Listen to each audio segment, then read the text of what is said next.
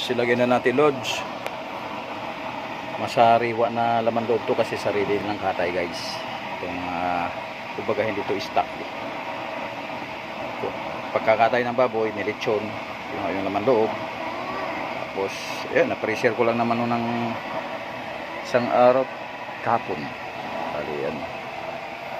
Isabihin hindi siya ang ating apoy. So pahina na siya guys. Susupply na tayo konti. Ayan, susupply na tayo yan. Pag lumakas na siya, di ba?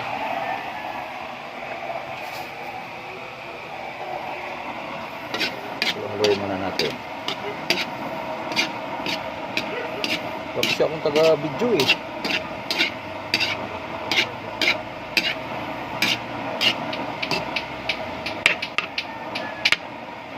Dami ito.